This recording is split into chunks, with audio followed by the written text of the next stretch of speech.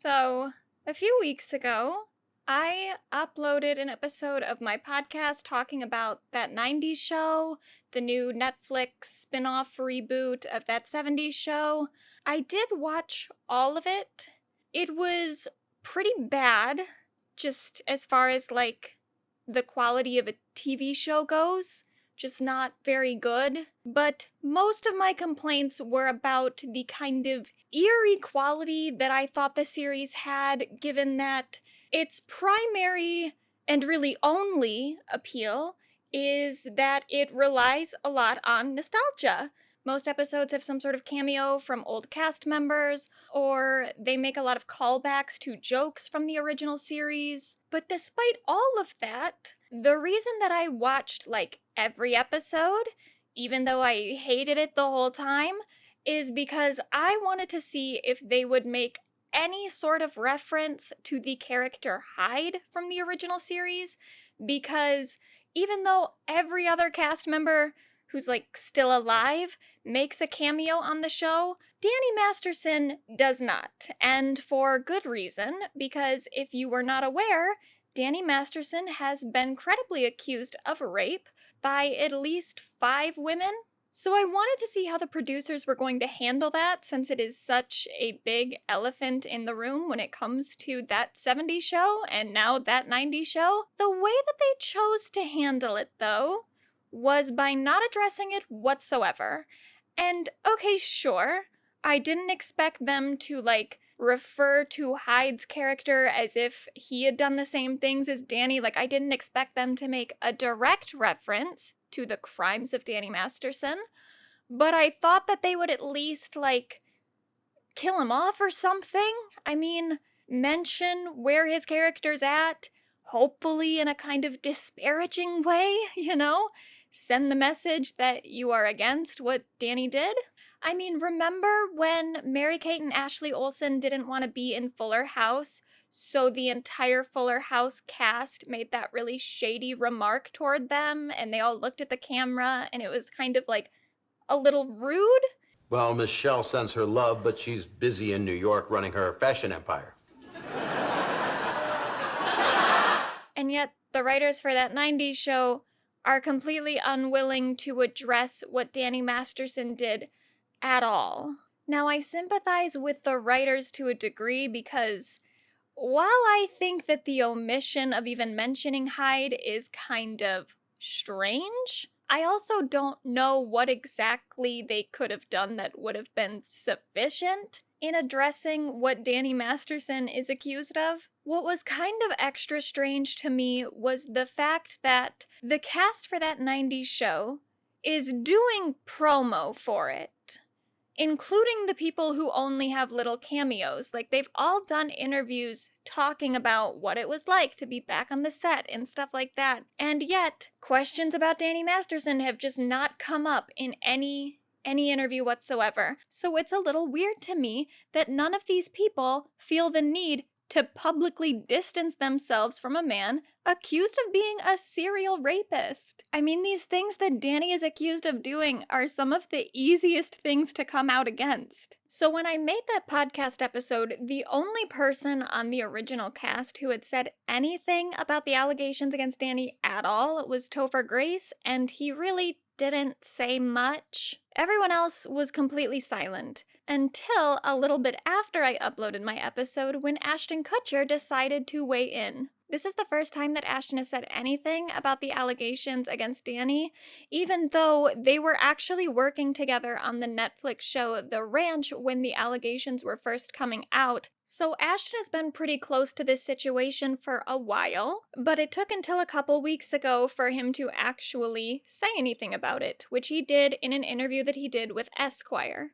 Now, first off, the way that this topic is introduced in the Esquire interview is incredibly odd, because it literally starts with Ashton, praising Danny to a degree and talking about what a good influence Danny was in his life. It says, as Kutcher recalls, he's one fucking rule. Don't do anything fucking stupid and fuck this up, because if you fuck it up for everybody. He kept the cast in line, off drugs and away from bad decisions.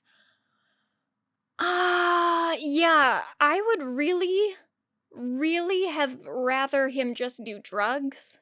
Then it says, Masterson's legal battle is hard for Kutcher to watch. Even after Kutcher left the show, Masterson remained a mentor of his, and when the rape accusations were first made public in 2017, Masterson was co-starring with Kutcher in The Ranch, a Netflix sitcom that ran from 2016 to 2020. Netflix soon wrote Masterson's character off and fired him. I don't know that I agree with the use of the word soon.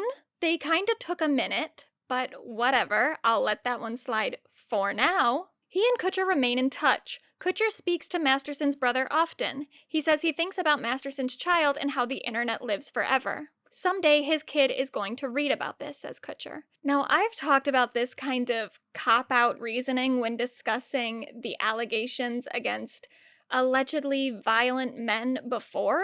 Do you have any feelings about his guilt or innocence now? You know, I've never expressed how I felt about that because I just respect his children. I don't really agree with the idea that children are benefited from the entire world pretending that their parent is not a violent, abusive person, especially when thinking about Danny's child. He only has one, and it's a girl. He has a daughter. I think the fact that her father is a violent misogynist and her mother doesn't really care is going to be more relevant in her life and in her upbringing than just the fact that these allegations against him are public. But whatever. The Esquire interview goes on to say, at the same time, Kutcher is an advocate for those who've been or are being abused. I wholesale feel for anybody who feels like they were violated in any way. What Kutcher wants, he says, is for Masterson to be found innocent of the charges brought against him, which is not, crucially, the same as Kutcher wanting his friend to get off the hook. He wants this man who was an example of how to handle yourself at a crucial time in his own life to actually be that example, to be innocent. Ultimately, I can't know, says Kutcher, of what the answer is or should be in this moment.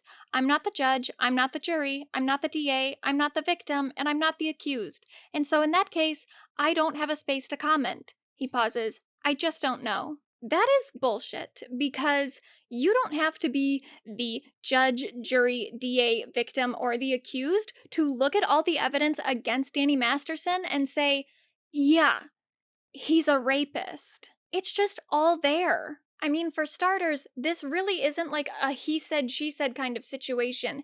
It is at the very, very least a he said, she said, she said, she said, she said, she said situation, but possibly it is a he said, she said, she said, she said, she said, she said, she said, she said, she said kind of situation. So, even just statistically, when you think about the fact that false rape allegations are extremely rare, and they generally follow some pretty particular patterns that these allegations just do not follow, there really isn't any reason to think that Danny is innocent. He's not. Now, on one hand, I'm not really surprised that Ashton has taken this stance. He has been associating with Danny since the allegations came out, to the point that there are photos of the two of them hanging out at a wedding together in 2018, where I guess they were also seated at the same table. And because these allegations have been so public for so long, I just would think that if you knew and you cared that Danny was a rapist, you would have said something publicly sooner. The allegations against Danny are damning to the point that I can't really believe that Ashton doesn't know that his friend is a rapist. I think he does, and I'm not super shocked about that. I am, however, a little bit surprised by Ashton's comfort in saying this stuff so publicly, because Ashton Kutcher, for all of his flaws, is very, very good at PR. He's one of those celebrities that most people just kind of like because he's really charming in interviews and he's really good at making himself seem like a good person who cares about other people, even if the way he goes about that sometimes is pretty bullshit, which we'll get to. So the fact that he feels like he can say this stuff in an interview and he's not gonna get a whole bunch of shit for it, which he hasn't, I mean, he's right. I've barely seen anyone talking about this Esquire interview.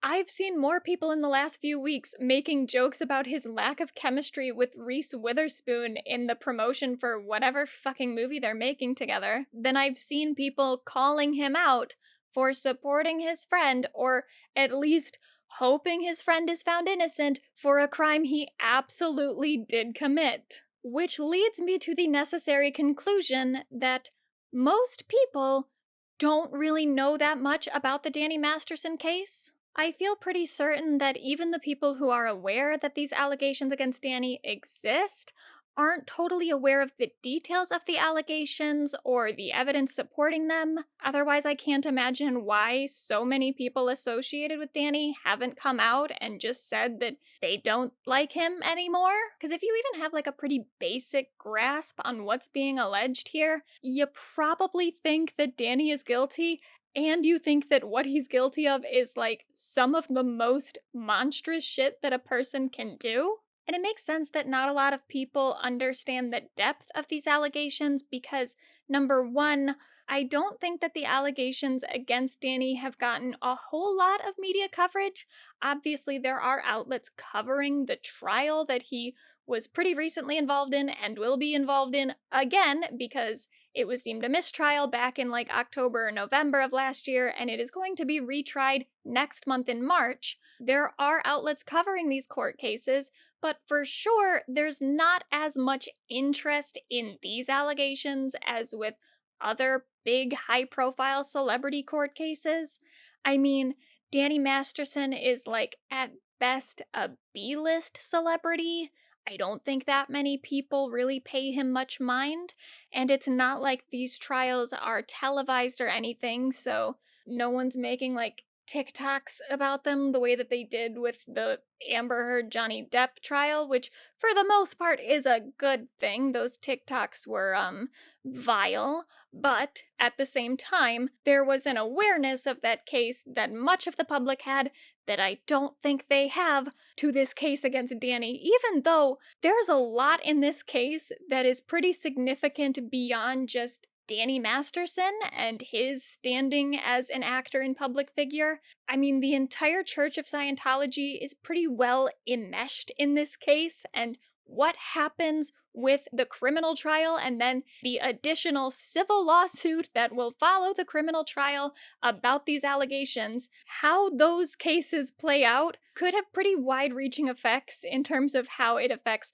the Church of Scientology as a whole, which has a very big hold on like the entire film entertainment industry because of how much the Church of Scientology has involved itself in celebrity culture. So the cultural impact of these trials is potentially pretty massive, and yet, unless you've been following this case for a while, just jumping into it can get pretty confusing when trying to even figure out what it is specifically that Danny has been accused of. There are different explainer pieces out there giving a pretty brief overview of these cases, but I don't find those pieces to ever be that comprehensive or that helpful for anyone who actually wants to like dive deep into this subject and understand how damning these allegations are. But if you try to keep up with the developments by just looking into the day-to-day updates on the trials and the reports from the previous trial that already took place and everything that came before that and the allegations in the civil lawsuit, like, it's a lot of information that can get pretty confusing, especially because different outlets are reporting on the allegations differently.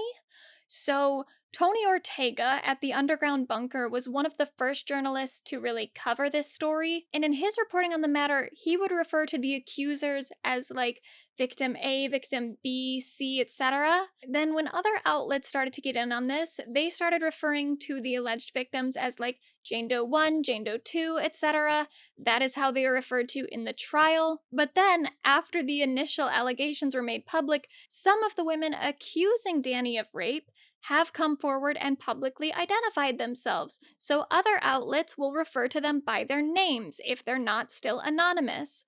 And on top of that, some of those same outlets will not even use their full names but refer to them by different initials. So actually trying to parse, like, who is Jane Doe 1, who is Jane Doe 2, what are these different people accusing Danny of specifically, what stories go with what victim, that can all get kind of confusing and weird because there is a real lack of consistency across these different outlets. So, what I'm hoping the rest of this video can be is a resource for the allegations against Danny Masterson that is simultaneously as simple and as comprehensive as I think would be useful. I've taken the allegations and put them into more or less chronological order as far as when these different events allegedly took place. And for consistency, I'm not going to use anybody's names, I'm not going to use any initials, I'm not going to do anything except for refer to these women as Jane Doe 1, 2, 3, 4, and 5.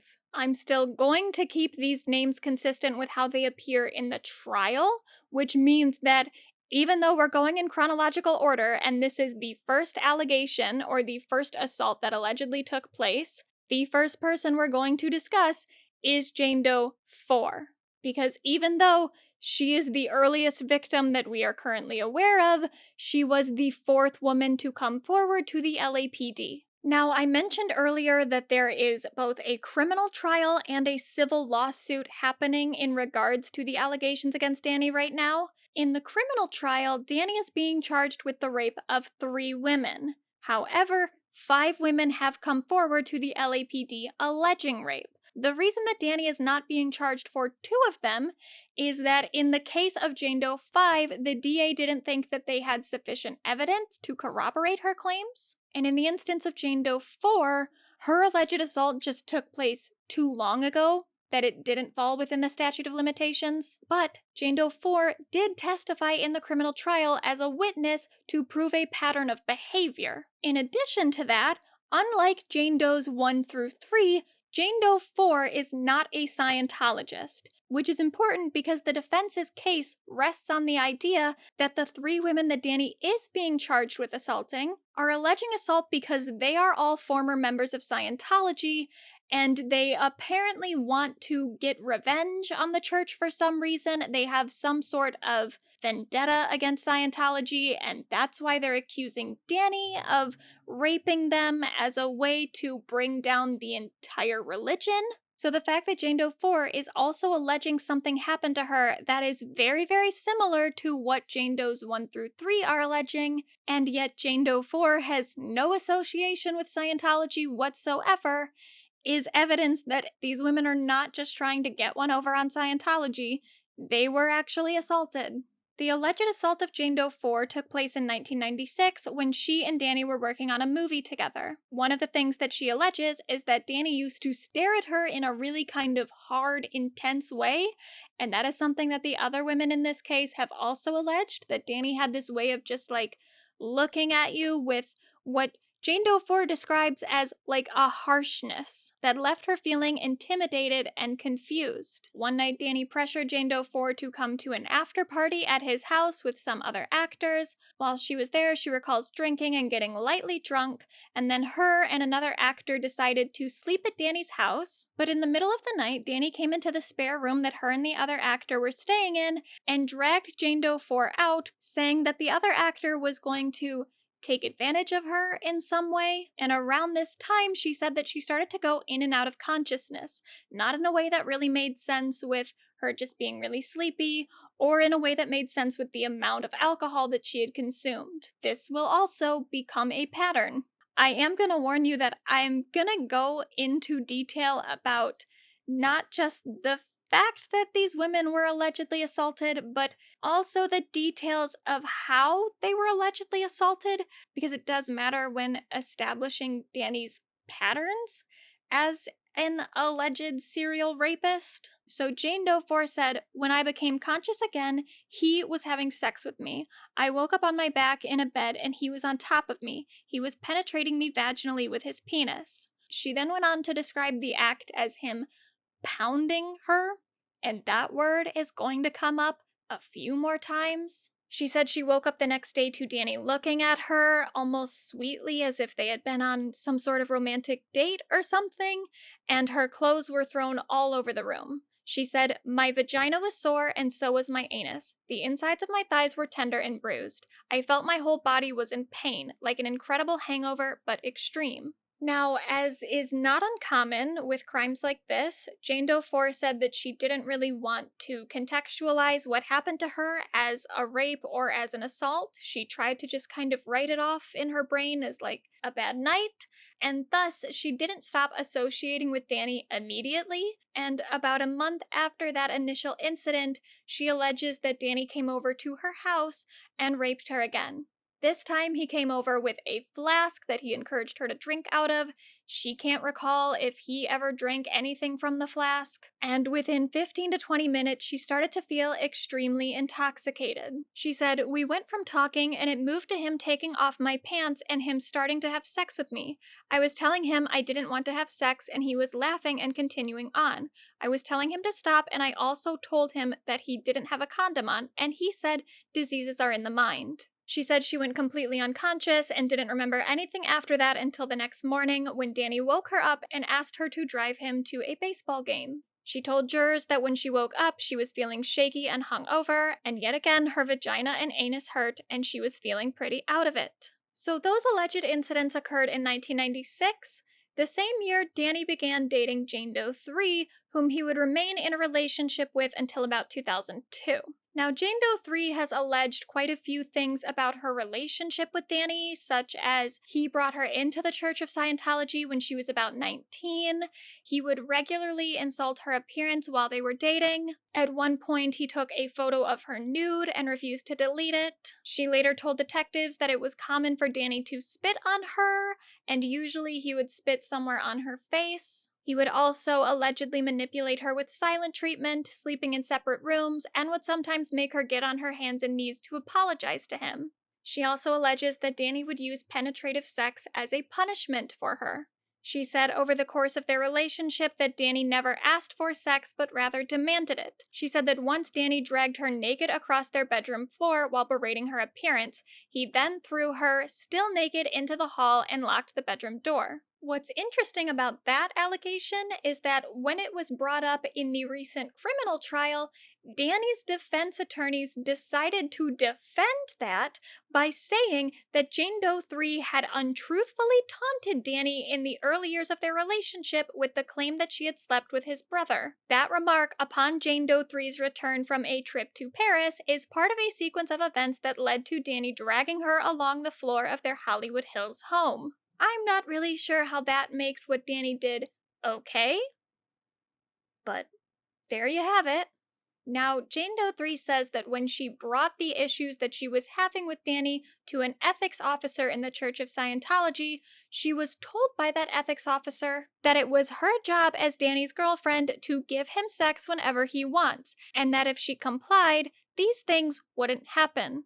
Now, everything that I've described thus far about the relationship between Jane Doe 3 and Danny Masterson was all just a part of their relationship that Jane Doe thought was kind of inherent to their partnership at the time. She didn't recognize anything that was happening to her as rape until an incident in November of 2001. She said, "I was sleeping and I woke up and he was having sex with me and I did not want to. And I told him so. I said, no, I don't want to have sex. He wouldn't stop, and so I was trying to push him off me, and he would do this. He would put all of his body weight down on me." She said to get him off that she tried to pull Danny's hair, which resulted in Danny making loose-fisted punches to her face. She said, "I was screaming, like, get off me. It was at the point when he stood up over me and he spit on me and he called me white trash." A month later, she said that she and Danny sat down for dinner at a French bistro, where she remembers having a glass or two of wine, then remembers getting up to leave, and nothing after that. The next memory she had was from the afternoon of the next day, when she woke up in bed in her home with no clothes on. She said, "When I first woke up, I felt very confused, and I noticed my whole body hurt. I noticed that the back of my head hurt, like I hit it or something. I noticed that I was injured on my bottom. It was red, it was not normal, it was torn, and it had a little bleeding. I was in a lot of pain. I couldn't sit down. It hurt to go to the bathroom. I remember asking him what happened last night. I was very confused. He laughed at me and said he had sex with me there. I asked him if I was unconscious the whole time, and he said yes. It broke my heart because I really trusted him. Now, throughout most of this, Jane Doe was attending an ethics program through the Church of Scientology. When she told her ethics officer that Danny had been raping her, she alleges that she was told it was impossible for her to be raped by Danny because they were in a relationship, and she probably did something to deserve it. The Church of Scientology is an incredibly insular organization. The church upholds that problems can only ever really be solved using methods of Scientology, meaning that Scientologists are forbidden from reporting another Scientologist to any form of outside authority. As a Scientologist, you can't report another Scientologist to the police. It is considered a high crime and is grounds for being deemed a suppressive person. Being a suppressive person in the Church of Scientology means that you are essentially evil, and evil to the point that no other Scientologist can have any sort of contact with you. So the more Jane Doe 3 spoke to her ethics officer about Danny's abuse of her, the more she was threatened with being declared a suppressive person, which would have necessitated that all of her friends and family within the Church of Scientology, and at least in her case, I don't believe that she really had any family members in the church, since Danny was the one who got her into Scientology in the first place, but anyone that she knew or even just had professional connections with, because she was also an actress, would have to immediately cut ties with her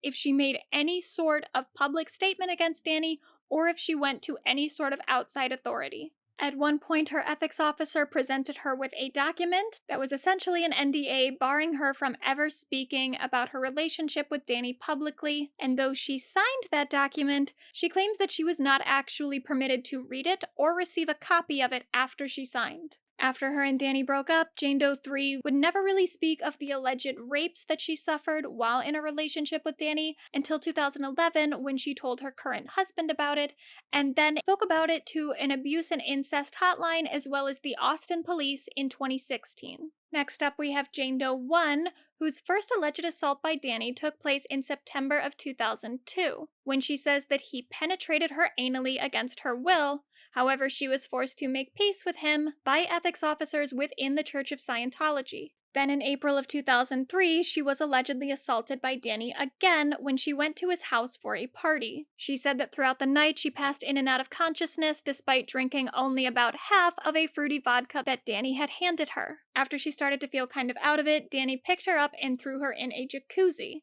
She said that she had trouble seeing and felt like she was going to throw up, so Danny volunteered to take her up to his bathroom, where he allegedly put his fingers down her throat to get her to vomit. She said Danny mocked her in the bathroom for having vomit all over her hair, and then he dragged her into a nearby stand-up shower. At some point, she said she realized Danny was in front of her, soaping her breasts with his hands. She said she took a swing at him, but she felt weak and the punch didn't land with much force. She went in and out of consciousness again, and the next thing she remembers is being in Danny's bed. She said he was on top of me, his penis was inside of me, and that is what I woke up to. She said she tried to push him away as Danny continued to have sex with her, and then smothered her with a pillow. In the subsequent struggle, she said Danny reached into a drawer in a nightstand and pulled out a gun. She said he held it up and said, "Shut the fuck up." He said, "You like this?" He said, "You're not going to tell fucking Lisa, you're not going to tell fucking Paige." After drifting in and out of consciousness again, she remembers hiding in a closet, hoping that Danny couldn't find her.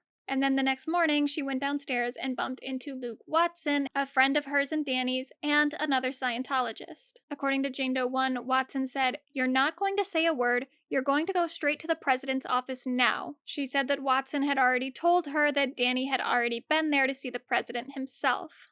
Now, unlike Jane Doe 3, Jane Doe 1 had been a Scientologist for a long time, and her family was involved in the organization. On the possibility of being deemed a suppressive person, she said, "My life would be over. My parents would have to disconnect from me. My daughter couldn't go to her school.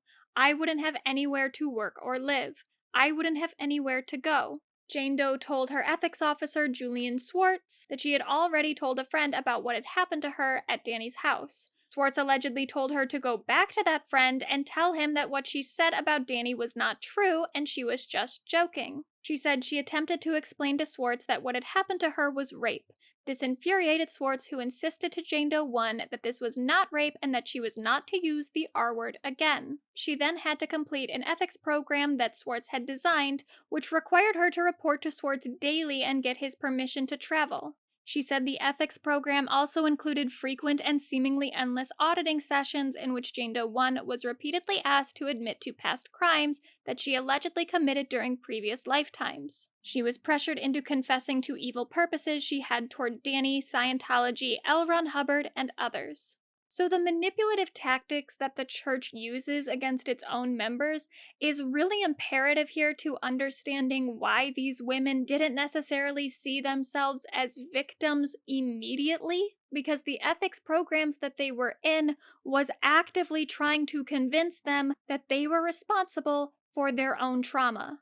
Despite that, Jane Doe 1 seemed pretty resistant to the idea that she was not in fact a victim, which is impressive, given the amount of people that would have loved to convince her otherwise. So in December of 2003, when officials at the Church of Scientology realized that she was still telling friends and family that she had been sexually assaulted by Danny, she was of course threatened with the possibility of being deemed a suppressive person. In January of 2004, she said that she was made to undergo security checks or SEC checks, which were used by the institution as a form of investigation. She said she was subjected to intense auditing that included reading reports written about her sexual assault, including those written by Danny and Luke Watson. Danny's reports included admissions about the sexual assault. She said at the conclusion of her SEC check, Jane Doe 1 said she was forced to sit in a room alone with Danny so that they could clear the air. However, in April of 2004, about a year after the alleged assault, Jane Doe 1 wrote a letter to the church's international justice chief and asked for permission to bring criminal charges against Danny. Of course, the church responded by telling her that to report Danny to authorities would be a suppressive act, but in June of 2004, she made a police report anyway. She said in return she received a letter from Danny where he stated words to the effect of, "If you got hurt, sorry you got hurt." She said she was astonished that this was how Danny was attempting to apologize for raping her, and she was told that she was not allowed to keep that letter. To the police, she handed over Scientology reports from herself and Danny, as well as other related documents that she had acquired, and photographs. She said an ethics officer then called her and said, "You're fucked. You have no idea how fucked you are." Now, the LAPD at the time decided not to press charges, but we'll get to how fucked the LAPD has been on this matter later. Though she was threatened with being declared a suppressive person at the time, she actually wasn't made a suppressive person after she filed the initial charges against Danny. Instead, the church chose to settle with her and gave her $400,000 under the provision that she sign an NDA. Jane Doe 1 said that she was prevented from even touching the documents that she signed. She had to watch Danny's attorney turn the pages and show her where to put her name. And of course, she was prevented from having a copy of the agreement that she signed. Moving on to Jane Doe 2, her assault allegedly happened in 2003. Like with Jane Doe 4, she mentioned something about Danny staring at her in a really intense way. She said he had a very intent, predatory stare. One night he started texting her really rapidly and aggressively and demanding that she come over to his house. When she arrived at his house, he handed her a glass of red wine right away. She said he was standing, staring at me, and he said, "Drink it now." He continued pressuring her to drink the wine while they chatted. Then, like others previously, she started to feel really heavy and really intoxicated very quickly. Around that same time, he started demanding her to take her clothes off. And though she couldn't remember getting in, she somehow wound up in Danny's jacuzzi. She said, "I didn't want to be in the jacuzzi. I did not want to have him touching my vagina. I didn't want sex of any kind. I'd said that." But when she was in the jacuzzi, she remembers him touching her in ways she didn't consent to. Then he ordered her to take a shower. Next thing she remembered, she was being penetrated in the shower. Of course, at this point, she was going in and out of consciousness, and the next thing she remembered, she was on his bed. She said, "He flipped me over on the bed fast and he started pounding me from behind. He was raping me. I was shocked and I was like, oh my God, what are you doing? I told you not to do that." On top of it, he didn't have a condom on and I freaked out. I said, "If you're not going to listen to me, you have to put on a condom." It was like a jackhammer. Later on, she said she tried to recontextualize the incident so that it was not so violent. Unlike Jane Doe 3 and 1, Jane Doe 2 did not report the assault to the Church of Scientology, as she had already had a bad experience when she attempted to tell church officials that her former boyfriend had raped her a few months prior. She did, however, tell her mother right after the assault. Her mother said, "She said he was coming at her from behind like a jackhammer and relentless, and she told him to stop and he wouldn't stop." When asked if Jane Doe 2 had ever used the word rape in the conversation, her mother replied, "Not that I remember her saying she was being pounded." She also told her friend Rachel Smith about the encounter. Smith said, "She was quite confused. She just told me that she went over to his place and he was very demanding. She said she begged him not to have sex, and the next thing she knew was it was really rough and violent like a jackhammer. She was out of it." After that, Smith said that Jane Doe 2's behavior changed rapidly. She said she became erratic and more needy. Smith told the court, "One day she showed up at my place, crying at 4 a.m. She became a handful." She also told her friend Jordan Ladd, who immediately recognized what Jane Doe 2 was recounting to her was date rape. Later in 2011, Jane Doe 2 told Danny's former assistant Bree Schaefer. She said at the time that she believed that Schaefer was no longer associated with Danny. However, soon after she told her, other Scientologists began to disconnect from Jane Doe 2. The last public allegation we have is from a person that I'm going to refer to as Jane Doe 5. Jane Doe 5 did go to the LAPD with her allegations, but she was the one that I guess the LAPD decided that there wasn't enough corroborating evidence to charge Danny with those crimes. So she's not a part of the criminal trial at all, but she is a part of the civil lawsuit, which we'll talk about in a second. She tweeted in 2018, "I stayed quiet long enough. Danny Masterson repeatedly raped me. All I see is justice, and to prevent this from ever happening to anyone else as it has for some time. My truth will be heard. I applaud Jane Doe 3's strength as well." Jane Doe 5 dated Danny in the early 2000s. She said while they were dating, she started to notice that whenever Danny made or served her a drink, she would black out frequently and wake up unable to remember anything from the night before. And then she said on or around June 22nd, 2003, her and Danny attended an awards ceremony together, and that night she woke up in their hotel room to find Danny having sex with her. She said she felt incapacitated and fell in and out of consciousness during the assault. The following morning, she had swollen and sore genitals and no recollection of how she received the injuries. She said that Danny continued to assault her in a similar way throughout the rest of their relationship, and on numerous occasions when she spent the night at his house, she would wake up to Danny having sex with her. Toward the end of their relationship, she said that this happened almost nightly. Now, we're gonna get into some of the corroborating evidence for all of those claims in a second, but first I want us to take stock of all the similarities amongst these statements. So multiple women mentioned Danny looking at them with a really cold, intense stare. All of them recount going in and out of consciousness after drinking something that Danny served them. All of them speak of the alleged assault as being incredibly rough, and multiple women use the specific word pounding. And then interestingly, 2 women mentioned Danny taking them into a shower. Now, I don't think I mentioned it earlier, but Jane Doe 3 has also mentioned something about a shower before. I don't think that she's alleged that Danny... Oh, I guess you would consider this assault. But it wasn't the same kind of assault as the other things she alleged, but while she was in a relationship with Danny, she said that he did sometimes think it was funny to start peeing on her when she was showering. So, just another shower mention there. But regardless, 2 women mentioned Danny taking them to a shower. And Danny has actually said something publicly about taking women to a shower before. Make sure you ask the Masterson his advice, the best way to make a move on a girl once you've got him back to your place. Oh, you just invite him for a shower. Of course. That's the move that's been missing. Yeah. You say you need to clean yourself? Well, you say, let's go clean ourselves together. Like, it's conversational. Like, like, you're like, oh, we should go take a shower. Do you ever pat him on the ass and say, good game, let's hit the showers? After the shower. After you've had a good game. Then you give them a good game. Obviously, in that interview, he was making it seem like he consensually takes women up to a shower with him as like a part of his, I guess, like foreplay or something. I don't know. But it is just kind of interesting that Danny himself does admit to having a pattern of taking women up to a shower with him.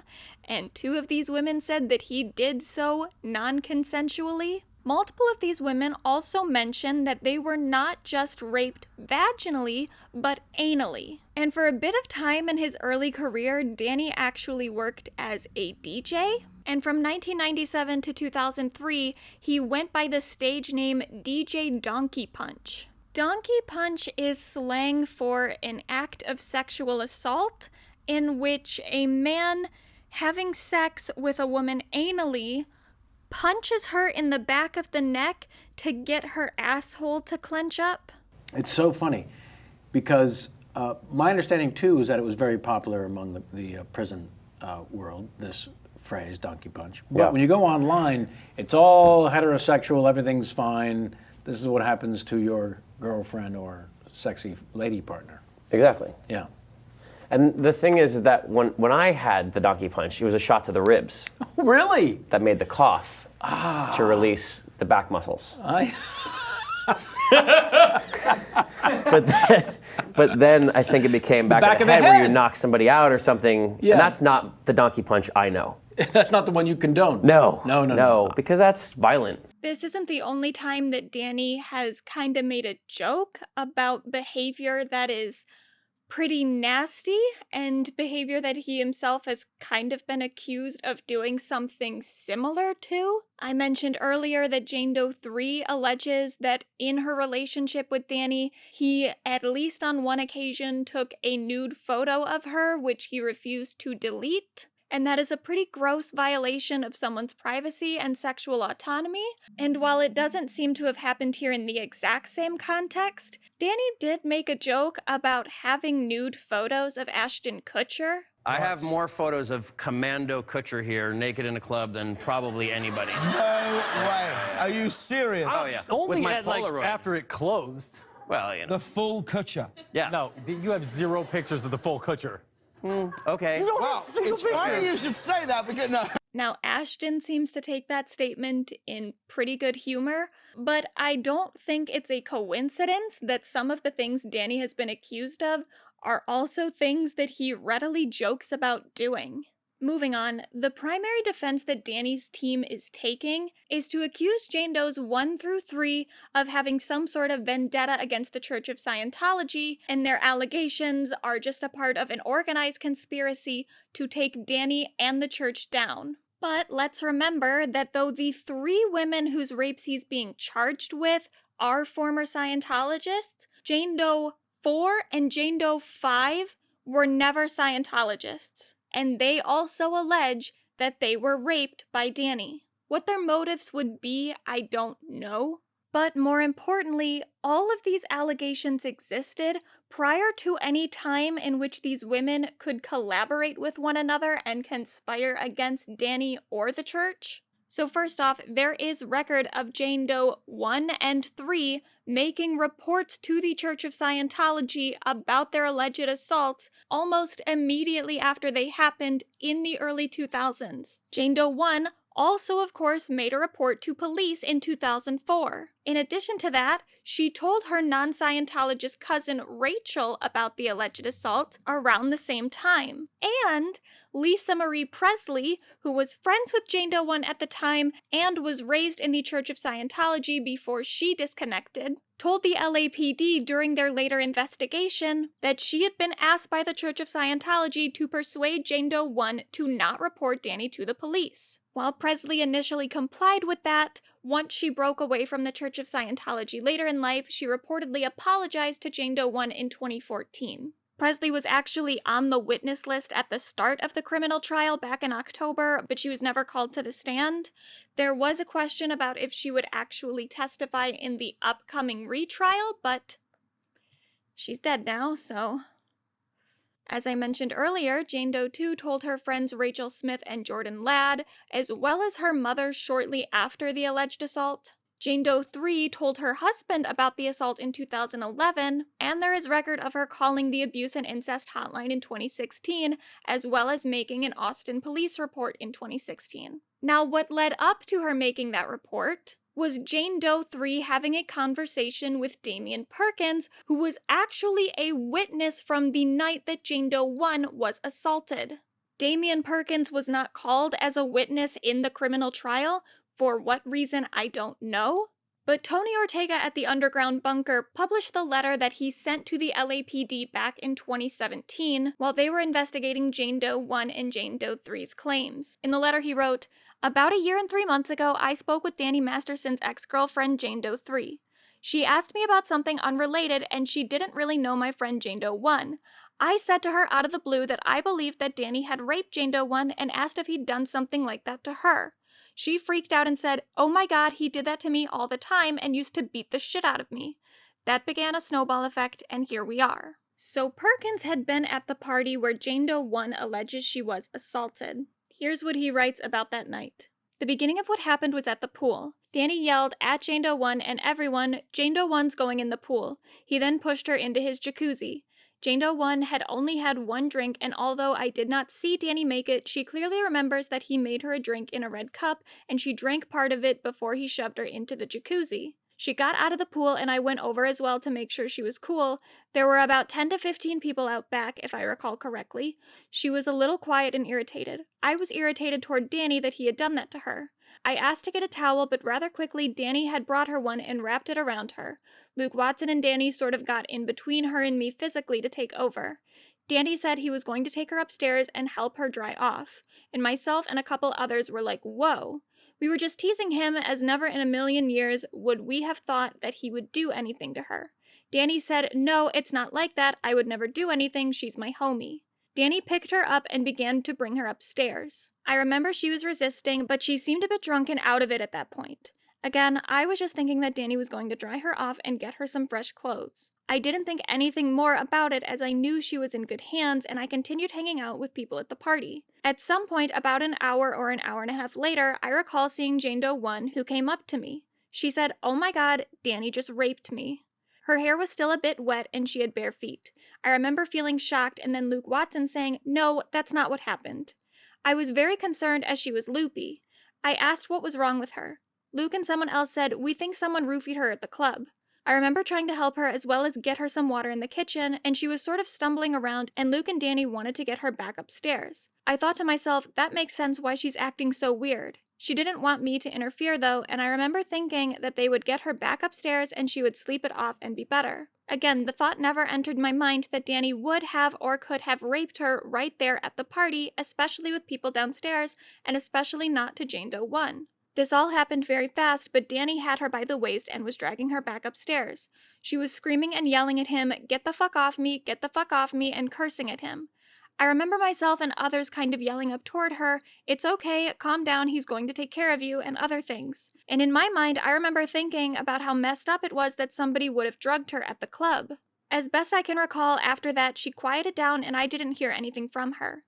I stayed and hung out for another 45 minutes or so and was again in the living room with Jimmy when I heard somebody wanting to get in the gate into the house. It was Bree Schaefer. Danny came downstairs. I remember he had his shirt off and he and Luke whispered at us, "Don't let her in, don't fucking let her in." I literally laughed as I didn't understand why they were being so dramatic. I remember then leaving the drama in the living room to go back to the backyard and smoke again. After a short while, I recall being asked to leave. There were literally only 3 or 4 of us at that point. I remember Bree escorting me, walking down the front steps and leaving. I remember still being concerned about Jane Doe 1. Not that she had been raped, again that was not a thought in my mind, but that she had been drugged. I knew that she was okay though and was sleeping it off. I assumed Luke and Danny were caring for her. The next day I tried to call her several times and her phone was off. I believe the day after that I was called into the Celebrity Center and told by the ethics officer in no uncertain terms that Danny had not done anything to Jane Doe 1 and that she had simply drunk too much and somebody roofied her drink. That was 100% acceptable to me at the time. I was a hardcore Scientologist and what they say you believed and followed unconditionally. and they told me she was doing ethics handling to help her. So even though Damian Perkins was a witness on the night that Jane Doe 1 was allegedly raped, he was not ever called as a witness during the trial. Now, there are a couple reasons that the criminal trial that began in October of last year was deemed a mistrial. The main reason is that the jury just couldn't come to an agreement, and a majority of them actually sided with Danny, which is terrifying. But we should also keep in mind that there were changes made to the jury pool right before the verdict, because this all happened around November. They went on break for Thanksgiving at one point, and then I think like 2 jurors got COVID during that time, so they couldn't come back to the trial, and there were replacement jurors who hadn't been there for the entire trial. It was just kind of a mess, but the thing that we should really keep in mind is that the jury didn't hear some pretty significant evidence, including the witness testimony of Damian Perkins. And there were also some restrictions put on the prosecutor's case where they couldn't really get into the allegations against the Church of Scientology specifically, because the Church of Scientology wasn't on trial. Danny Masterson was, even though the Church of Scientology played a pretty integral role in covering up these alleged assaults. A primary point of concern, though, is that all of this is going through the LAPD. And if you don't know much about the LAPD, they're terrible. We don't have time to get into the entire history of that, but let's just say the LAPD has been involved in many high-profile cases in which they did not come out of those stories looking very good. And the LAPD has known associations with the Church of Scientology, who has put on many fundraisers for them in the past. When the Huffington Post started reporting on the allegations against Danny Masterson in 2017, they ran an article in which they said, according to 2 sources with knowledge of the case, Jane Doe 1's case file from 2004 vanished, leaving Deputy District Attorney Reinhold Mueller to reconstruct it. In April 2017, police referred the case to the district attorney. Since then, the district attorney's office has examined the evidence turned over by the LAPD and conducted its own investigation.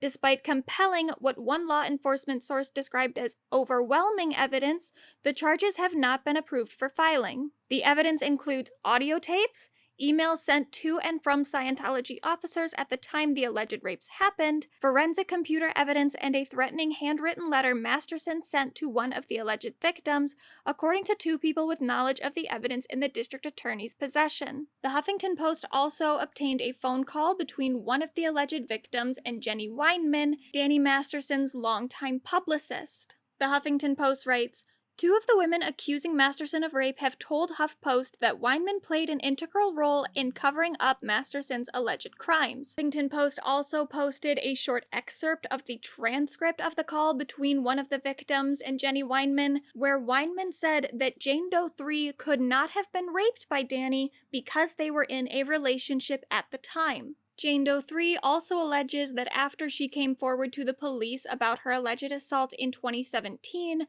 Jenny Weinman then forwarded her a letter from Danny Masterson that contained threatening, abusive, and harassing language. Now, of those who have spoken about the process of having these allegations investigated, they have not had very many good things to say about the way the LAPD has handled this case. Jane Doe 3 said, I was told that my report was transferred out of the Wilcox location into downtown due to known leaks within the Hollywood division when I received a phone call from Detective Reyes later that day. She warned me that I am not to speak to any other officer or anyone claiming to be an officer.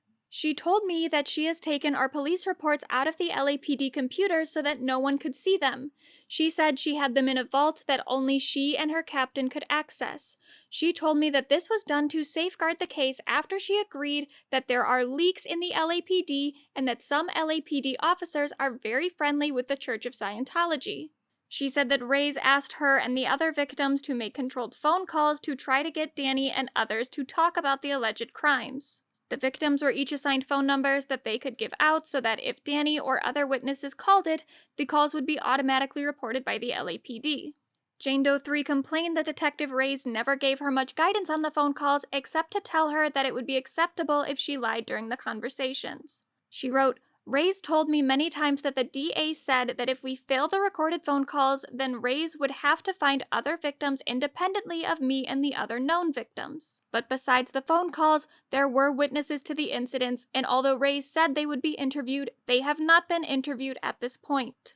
Jane Doe 3 also discovered that the phone number that had been assigned to Jane Doe 4, when looked up on the internet, returned results that said, do not call this number, it is a police sting number. So Detective Reyes assigned a phone number to Jane Doe 4 that had already been used in a separate case and was known to be associated with a police investigation.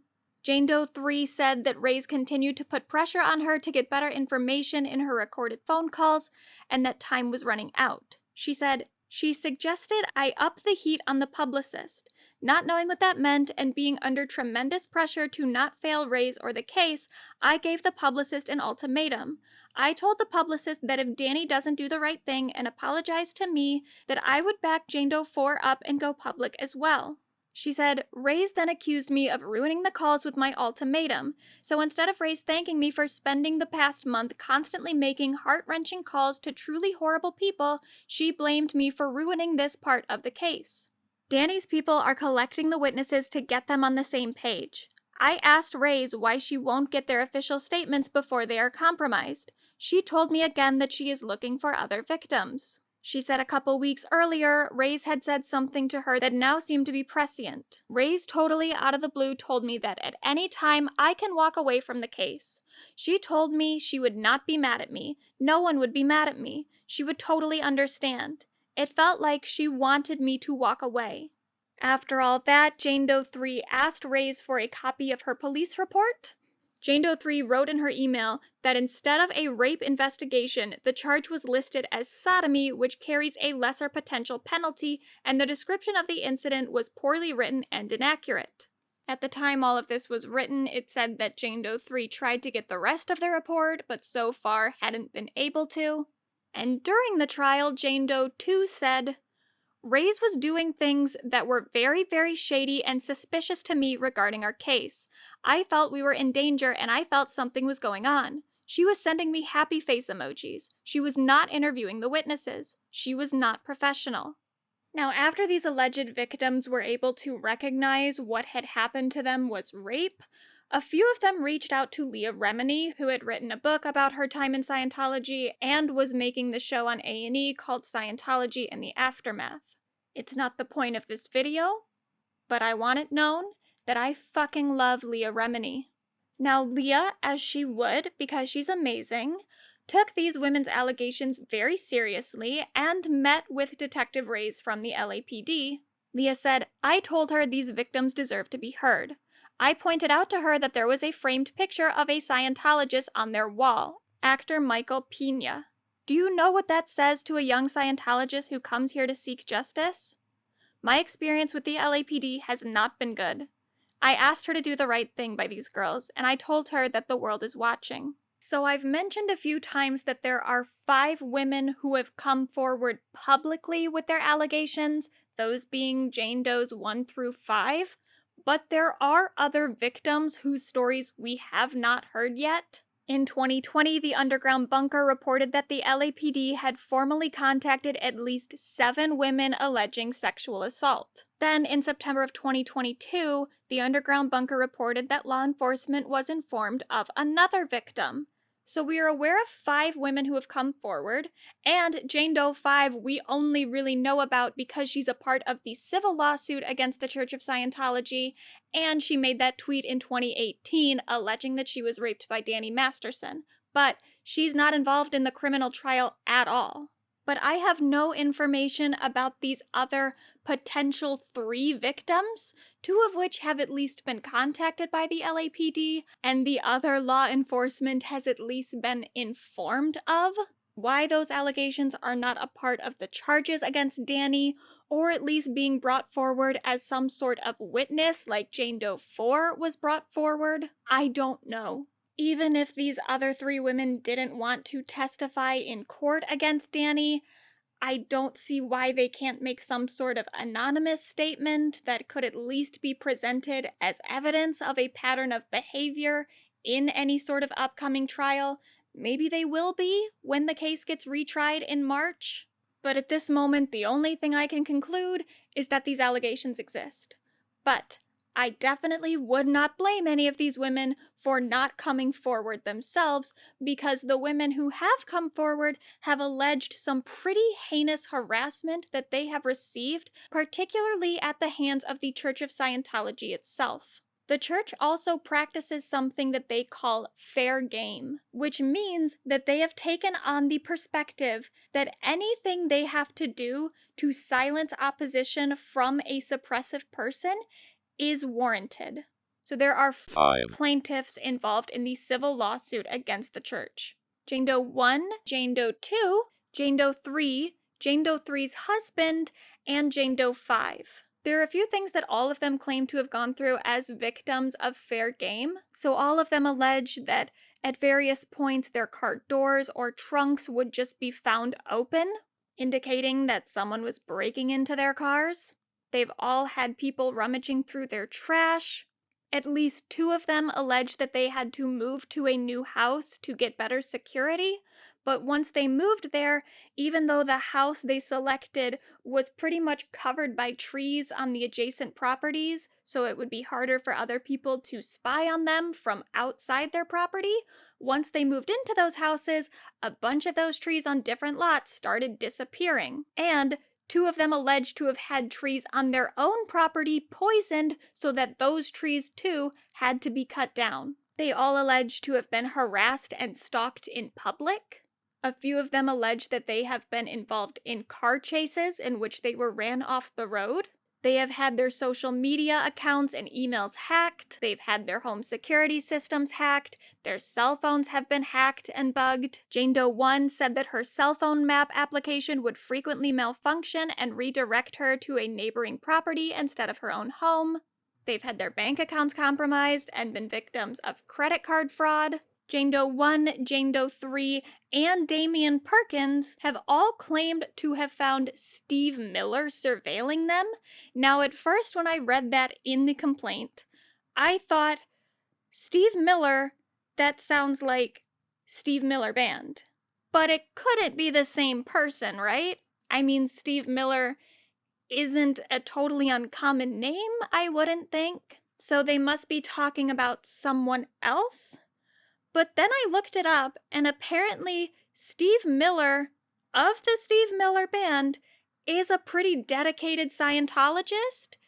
So I'm still not really sure if that's who they're referring to when they say that Steve Miller was harassing them. They only refer to him in this lawsuit as an agent of the defendant, so an agent of Scientology. They don't clarify if they are talking about the musician, Steve Miller. But given that Steve Miller is a known Scientologist, I guess that's not out of the question. Maybe that is him. I mean, is he, like, still making music? Maybe he doesn't really have anything else to do? But it did make me think of the episode of that 70s show where they do play the Steve Miller Band song, The Joker. Some people call me the space cowboy. Yeah. Some call me the gangster of love. And so I kind of wonder, since it's sort of a pain in the ass to license songs like that on a TV show, I mean, not impossible, and that 70s show was certainly pretty successful, so it's not like they didn't have money to license a song like that. But I wonder if it was easier for them to get the rights to that song because Danny Masterson was in the Church of Scientology. Maybe he had a connection to Steve Miller and was like, hey, I can get us the rights to the Steve Miller Band's music pretty easily. I don't know. Just a thing that I thought of. All right, so I had to go to work, so it's a new day, and that's why I look different now. But in the gap between when I last filmed and now, I remembered that in the HBO documentary about Scientology called Going Clear, there was a guy who said that he got into Scientology because of a certain band, and I went back and I looked, and that band was the Steve Miller Band. I guess he knew the organ player or something. But that same guy also said that one of the things that really got him into Scientology was the appeal of the celebrities who are also in the organization. So that gives us an opportunity to kind of break away from this specific story for a second, just to talk about the general issue of celebrities in the Church of Scientology. Because obviously, celebrities, or just the basic concept of celebrity, are things that are very compelling to people, just inherently. Thus, celebrity is capital. Tabloids know that, Hollywood casting directors know that, any brand or product with celebrity ambassadors knows that, politicians know that, and of course, Scientology knows that. That's why they have a celebrity center. The organization goes out of its way to protect men like Danny Masterson or Tom Cruise, who's also allegedly a big piece of shit, or John Travolta, who has been accused of sexually assaulting and harassing many men throughout his career. Scientology's hold over high-profile members of Hollywood is kind of the key to their success. That and, like, real estate scams. Because Scientology actually doesn't have that many members. It's hard to give an exact number since the church is so secretive and also kind of lies to their own membership about how many members of Scientology there are. They will say that it's in the millions. Current estimates, though, are about 20,000 worldwide. And to put that in perspective, there are about 3.4 billion Buddhists in the US alone. So just compared to other religions, Scientology is absolutely tiny in its membership.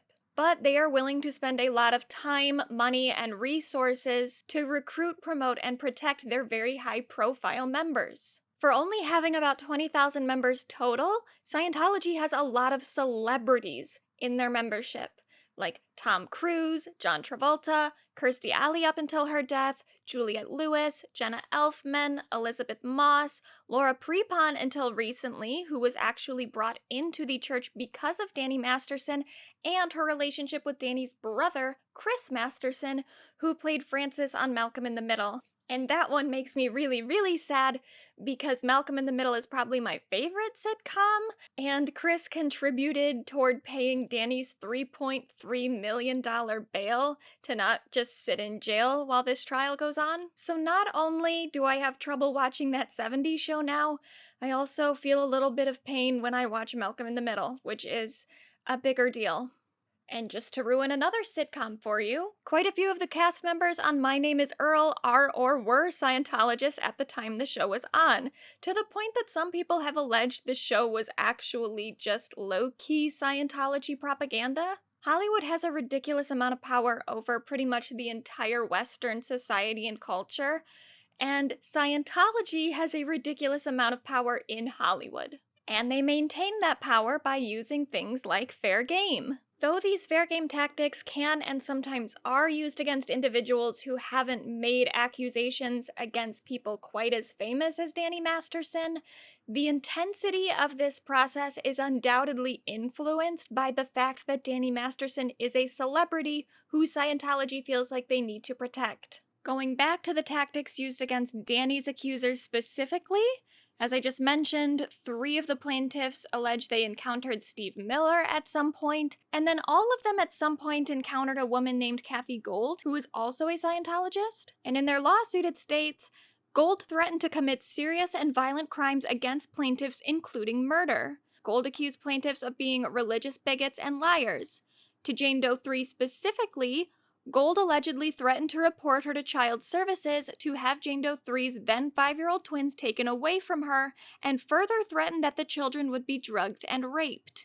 Some other things that happened to Jane Doe 3, allegedly, it says the defendants fraudulently registered Jane Doe 3's vehicle so that it appeared stolen. Jane Doe 3 has been targeted for harassment via social media, including by anonymous and/or unidentified individuals that utilized information that could be gathered only from Scientology's auditing files. One post apparently said that Jane Doe 3 was reminiscing about all the anal sex she obviously misses. There were also allegedly fake ads posted by Scientologists on Craigslist which purport to be Jane Doe 3 soliciting anal sex from strangers. In June of 2019, an agent of Scientology and friend of Danny Masterson's contacted Jane Doe 3 and threatened to leak underage nude photos of her. And still, none of that compares to me to one of the other allegations that exists in this filing, and then also separately after this filing was made.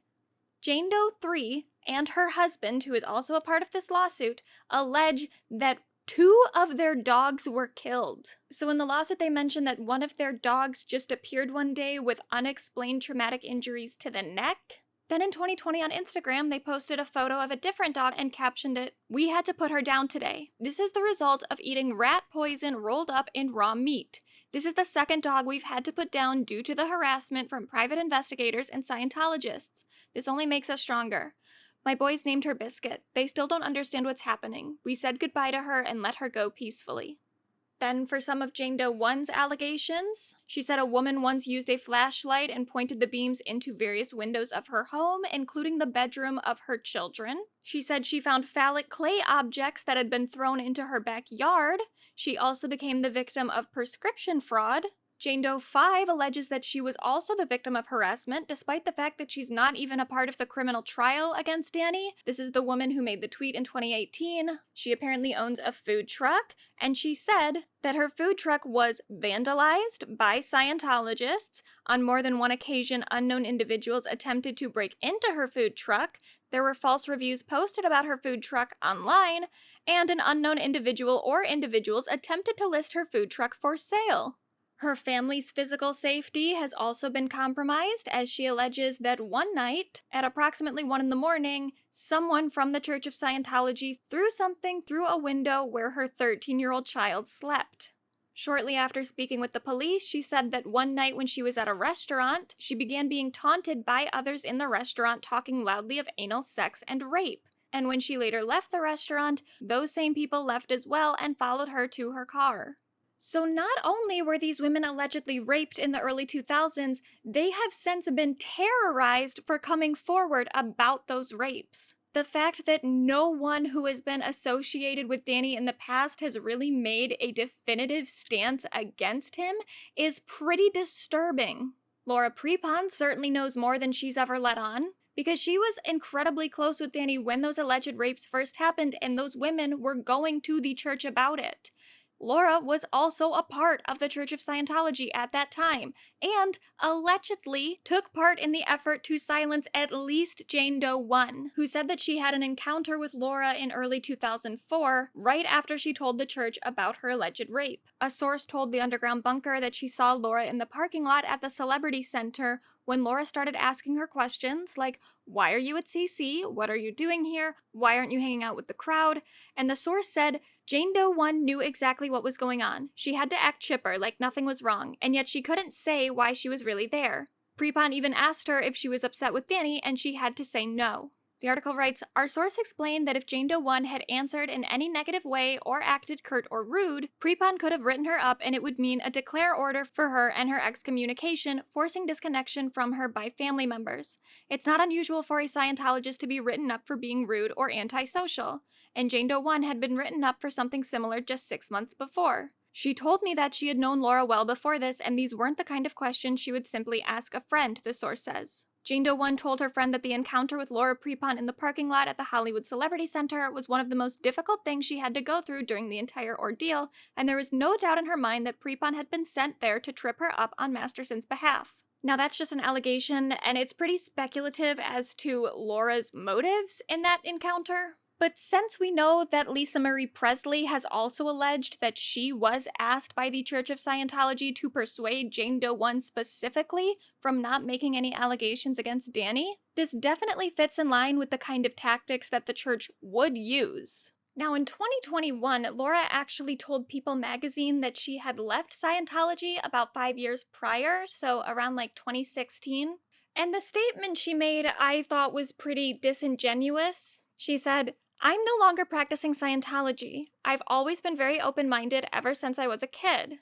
I was raised Catholic and Jewish. I've prayed in churches, meditated in temples. I've studied Chinese meridian theory. I haven't practiced Scientology in close to 5 years, and it's no longer a part of my life. So she mentions leaving Scientology pretty casually, as if it was just something that sort of occurred naturally in her life. And I can't disprove that that's the case, but I don't think it makes much sense. Because literally 1 year prior to her not practicing Scientology anymore, she was on the cover of Scientology's celebrity magazine. She talked in the interview about how much she loved the church, and she also mentioned that she was doing New Era Dianetics. Obviously, we don't have the time to fully discuss what that means, but basically what you need to know about that is this indicates that Laura was pretty deep into Scientology. She had spent a lot of time doing auditing sessions. She sunk who even knows how much money into the organization. She was very, very dedicated.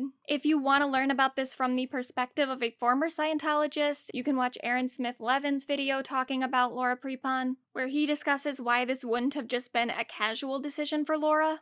But if you know anything about cults and the emotional manipulation that happens within them, it's pretty obvious that Laura and the church didn't just grow apart naturally. It would kind of be like if Laura had been a part of the People's Temple and she made it all the way to Jonestown and then left right before everyone drank the Kool-Aid.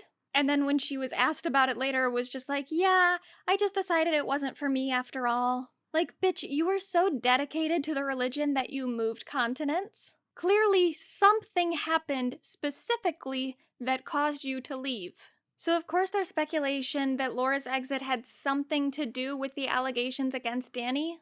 It wasn't until 2017 that the allegations became super public, but 2016 was the year that the allegations were beginning to be made to the police. So Scientology was almost certainly aware that these women were coming forward. Might that have sparked something in Laura to go, what the fuck am I a part of? I gotta get out of here? Perhaps. But 2016 is also the year that Laura announced her engagement to her current husband, and her current husband is also not a Scientologist. We don't know exactly what year her and that guy got together, because the announcement of their engagement was like the announcement of their relationship, but if they got together around that time and he wasn't super into Scientology, maybe that's what pulled her out of the religion? But even then, I don't know that that means that Laura has super positive feelings towards Scientology currently. Now I want to focus a bit on Ashton Kutcher, since it was his comments defending Danny, or at least not condemning Danny, which I think is kind of the same thing at this point, that made me so angry I wanted to make this video in the first place. Because Ashton has never actually identified himself as a Scientologist. I don't think he actually is a Scientologist, but he is definitely very close and cozy with Scientology, beyond just Danny Masterson and Danny's family. Throughout his career, Ashton has had pretty close associations with members of the church, including members of his professional team, like his assistant. I don't know if it's his current assistant, but at least at some point, his personal assistant was a Scientologist. And a lot of his buddies appear to be Scientologists, because that wedding that Ashton was photographed with Danny at in 2018 was a Scientology wedding. And there are videos from the early 2000s of Ashton and the other cast members of that 70s show, Sans 1, performing at fundraisers for the Church of Scientology. Or not, I guess, fundraisers for the church, but fundraisers put on by the church for what they label as underserved kids, which is really a fundraiser for a charity run by the LAPD. So that kind of goes back to the LAPD having some uncomfortable closeness with the church. So you'll see here, these are all the main cast members of that 70s show: Ashton, Mila, Laura, and Wilmer Valderrama. The only person that's missing on this stage is Topher Grace. Now, back when the show was on, people used to talk shit about Topher Grace a lot because he didn't really hang out with the rest of the cast all that much as far as, like, offset time. And there was this thing said about him that, like, on his last day, he just kind of left without saying goodbye to anybody. So there was always these rumors that Topher didn't get along with the rest of the cast, even though he says that he did and they were all friends. He didn't hang out with them socially the way that the rest of the cast hung out together. And for a long time, Topher Grace was painted as like a dick for that. Like he was super standoffish and the rest of the cast was really nice. But knowing everything we know now, maybe he was right to not want to hang out with them. I don't know. I'm kind of a Topher Grace apologist, though. You don't want to know my opinions about Spider-Man 3. They're not popular. So a minute ago, I mentioned a YouTuber named Aaron Smith-Levin who made a video talking about Laura Prepon and her exit from Scientology. His channel is called Growing Up in Scientology. I watch it sometimes. I like to hear the perspective of people who were actually in the church at some point, as he was. He was a former member of the Church of Scientology. He worked in the Sea Org. So, big fan of Aaron. He made a video called Ashton Kutcher's Lies Allowed Michael Gargiulo to Kill Again. And that is quite the title. We do need to put some big asterisks by this claim. As far as I'm aware, there isn't much documented evidence supporting what Aaron says in the video. Aaron makes these claims because he is a former Scientologist who has connections to people who are or were in the Church of Scientology around the time the events he's talking about took place. So there's no way for me to really know if the accusations in this video are accurate because I don't know who Aaron's sources for this information are. And normally I try not to spread claims that I don't think I have like a good paper trail to back up. But in this scenario, I do think that the story that Aaron tells in the video do kind of make sense. So yeah, this involves like a murder case. A somewhat famous one too, because Michael Gargiulo is sometimes referred to as the Hollywood Ripper. He's a serial killer and rapist who killed like at least 3 people, but from statements he gave to the detectives during the investigation, it might be closer to like 10 people. He was convicted and sentenced in July of 2021, but in 2001, he murdered a woman named Ashley Ellerin when he stabbed her 47 times in her Hollywood home. Ashton Kutcher became a part of this case because he was kind of dating Ashley when she was murdered.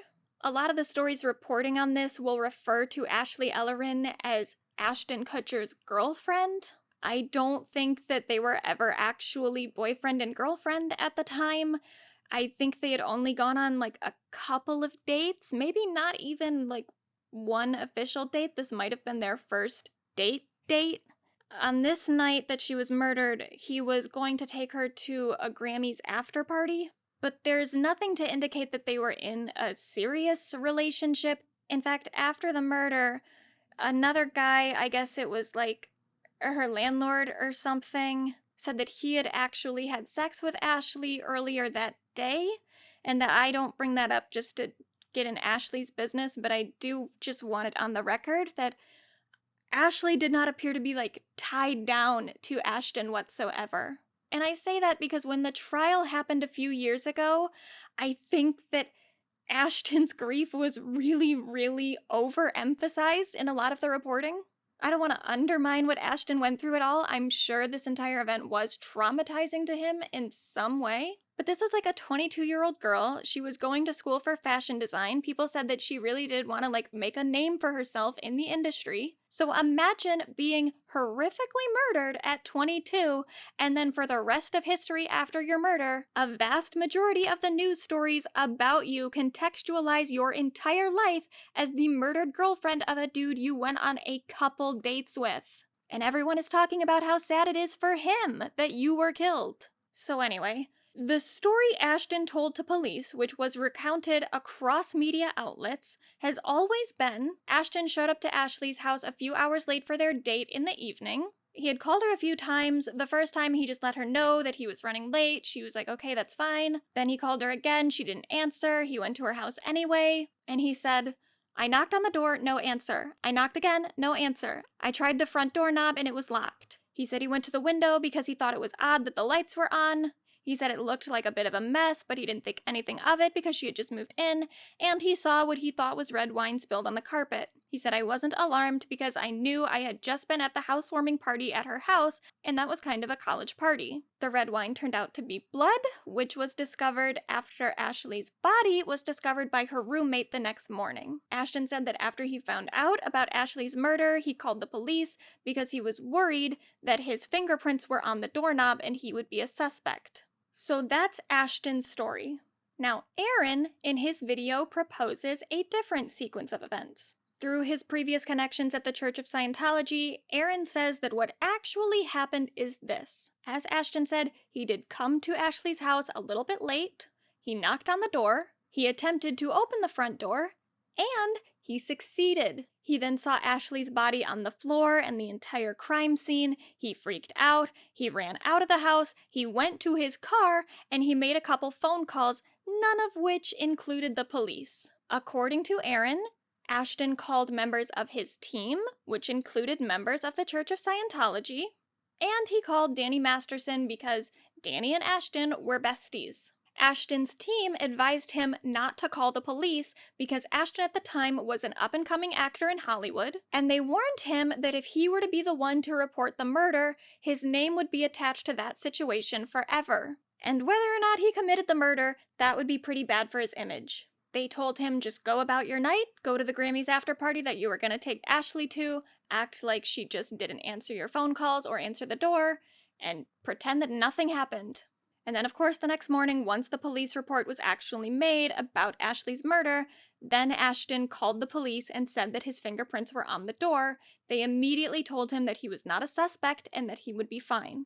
And then Ashton moved on, his career continued to prosper, and here we are. Now, again, that is all according to Aaron and his apparent sources from the Church of Scientology. I don't know much about the investigation as it took place in 2001 for Ashley's murder, but according to Aaron, it was the inconsistencies in Ashton's story and the fact that the police allegedly knew that Ashton was lying about aspects of his story that planted enough reasonable doubt in the official sequence of events, which prevented the prosecutors from successfully charging and convicting their lead suspect, which was Michael Gargiulo, who would then go on to murder another woman years later. Hence the title of Aaron's video, Ashton Kutcher's Lies Allowed Michael Gargiulo to Kill Again. Other than what Aaron said, I don't really have any evidence to that I can point to super easily. Like I said, there's no paper trail supporting that story. But here's why I do think that version is somewhat worth taking seriously. Aaron says in his video that it wouldn't have been possible for Ashton to see the blood on the carpet from the window that Ashton was allegedly looking into. In order to see the blood from the crime scene, Ashton would have had to enter the home.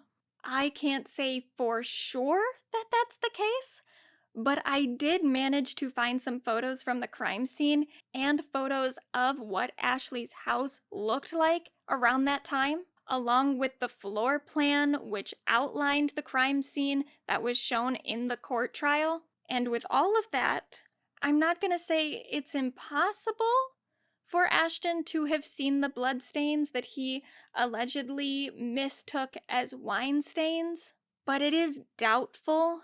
Alright, so here's the floor plan of the house and where Ashley's body was found. What the investigation found was that Ashley was attacked when she was coming out of the shower in the bathroom over here. This is, of course, a rendering of where her body was found, right outside the door of the bathroom. There's a couple little, specks of stuff on the floor over here, which might be made to indicate some sort of blood stain or something. The furthest back photo that I could find from the crime scene, which I'm not going to show you, but it took place right here is where the camera seemed to be situated. And from that angle, I couldn't really see any blood on the floor. Now it might have been back farther over here. I don't have photos from that angle, so I don't know, but it appears that Gargiulo left out the front door and maybe left some of the bloodstains on the floor in his exit. So this is the front door here. This is where Ashton would have knocked. And when he says that he looked in the window, if he was talking about this window over here, he wouldn't have really seen anything because it just goes into this room where none of the crime scene appears to have taken place. So I'm assuming that he's referring to these windows over here. This is kind of a little porch area with glass windows or glass sliding doors going into it. And then out here are some other windows with, at the time, a little sort of fence thing around them. Here's a photo of the house itself from around that time. So in order for Ashton to see the blood on the floor, he would have had to have looked all the way in from right over here, past these windows or sliding glass doors, to see what was happening all the way over here. Now, it was nighttime, and he says that the lights were on, so that would make it easier to see inside of the house, but I don't know that I really believe he would have been able to see blood on the floor or on the wall or anything of that sort from this distance. Moreover, though, if we assume that Gargiulo went out the front door, which I have to assume he did, because the only other options are like out a couple different windows, and I don't believe there were any reports of any broken or opened windows at the crime scene, or he would have had to go all the way out around here to this door that led outside. But all of those options, except for this one front door, would make him have to hop a fence on his way off of the property. It seems like the most reasonable, logical thing for him to do was walk out the front door.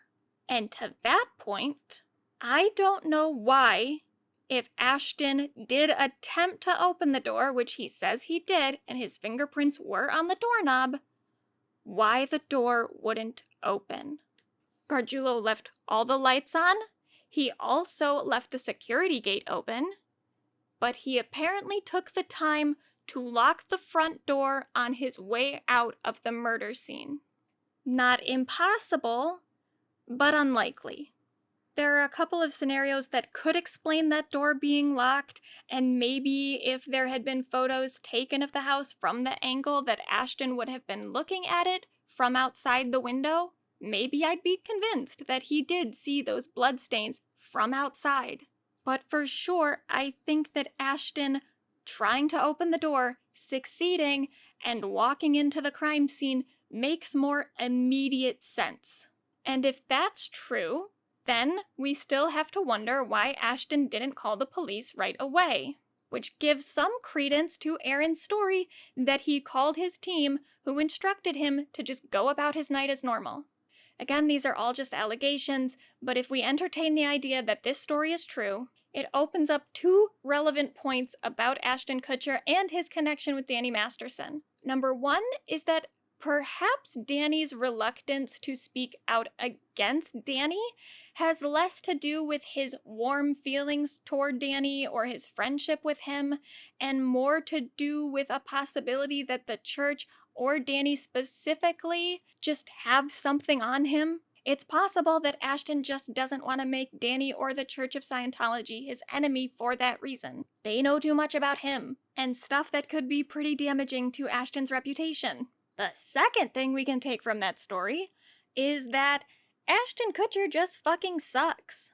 I saw some people commenting on Aaron's video saying, like, if he had called 911 right away, maybe an ambulance could have rescued Ashley, maybe she wasn't fully dead. From the reports on her injuries, no, she was dead. And Ashton really couldn't do anything to save her life. But if he did open the door to a murdered woman, whether it was his girlfriend or not, and didn't instinctively dial 911 and call for police or some sort of assistance, that does say something about his priorities. And even without this story, I do think that there is evidence that Ashton Kutcher prioritizes his career and money over any sense of moral righteousness. I already mentioned it earlier, but Ashton Kutcher is really good at PR. A lot of his public persona plays really well with the general public, and he definitely cares about that. You can even see that in how he defended the memes making fun of his chemistry or lack thereof with Reese Witherspoon during the promo for their Netflix movie. All right, here's the thing. If I put my arm around her and was like all friendly with her, I'd be having an affair with her. Like that would, the rumor would be that I'm having an affair with her. Right. And first of all, no, they wouldn't. You guys aren't Bradley Cooper and Lady Gaga. No one thinks you are hooking up with Reese Witherspoon. And in addition to that, it does kind of read as one of those guys who responded to the whole Me Too movement thing by being like, you can't even touch a woman anymore. Like, no, I think that you specifically are just bad at gauging boundaries, and it's not an issue that everybody has. But who cares? The main point is, why put that much effort and thought into making sure strangers don't get the implication that you're having an affair, if you personally know that you're not? What, do you just have PTSD from the time the public found out you actually were cheating on your former spouse? But I think Ashton is particularly sensitive when it comes to protecting his image as like a good family man who's definitely not cheating on his wife this time, because his marriage to Mila Kunis is so fucking good for his celebrity. I literally see people making fan edits of the two of them on Twitter and Instagram all the time. And it's kind of understandable why, because they do have a pretty cute story. They worked on that 70s show together, they played boyfriend and girlfriend. Ashton was apparently Mila's first kiss because of that show. She was like 14 at the time, we're gonna ignore that. But then they went separate ways after the series. They still stayed in touch, and then eventually they just started hooking up. And according to them, it started as like a friends with benefits kind of thing. And then they really fell for each other. And isn't that extra special because they both starred in movies with that exact plot? It's like a real life rom-com. And Ashton knows what Scientology knows. Celebrity is capital. His celebrity, his name, and his public persona are all the things that get Ashton Kutcher money. Ashton isn't really making money as an actor anymore.